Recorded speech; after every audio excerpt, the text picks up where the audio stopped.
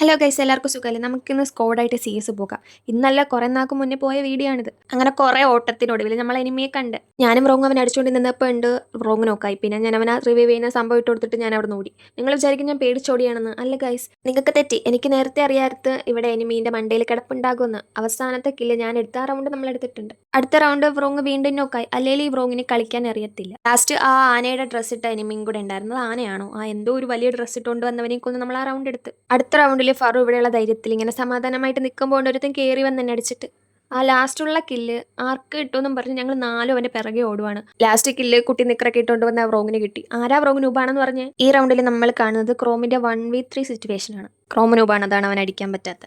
അല്ലെങ്കിൽ ഈ 3 പേരൊക്കെ ഒരുമിച്ച് വന്ന് എങ്ങനെ അടിക്കാൻ പറ്റുന്നത്? നെക്സ്റ്റ് റൗണ്ടിൽ ക്രോം ഡാമേജ് കൊടുത്തവനെ ഞാൻ അടിച്ചിട്ട് ആരും അന്നേരം ബോംബെല്ലാം വാരി എറിയുന്നുണ്ടായിരുന്നു. അപ്പം ഞാൻ പുറത്തേക്ക് ഇറങ്ങിയപ്പോൾ ഉണ്ട് നേരത്തെ കൊന്ന് കുട്ടിയാനയുടെ ഡ്രസ്സ് ഇട്ടവൻ. പിന്നെ അവനെ കൊന്ന് നമ്മൾ ആ മാച്ച് പോയി അടിച്ച് സെയിം കില്ല്, പക്ഷെ ഡാമേജ് കുറവ്. ബട്ട് ഞാനാ MVP ആയത്. എന്ത് ചെയ്യാനകരെ, എനിക്ക് ഞാൻ MVP ആവുന്നതാണ് ഇഷ്ടം. അപ്പോൾ വീഡിയോ ഇത്രയേ ഉള്ളൂ. നെക്സ്റ്റ് വീഡിയോയിൽ കാണാം. ബൈ. സബ്സ്ക്രൈബ് ചെയ്യുന്നവർക്ക് നല്ലത് തരണേ.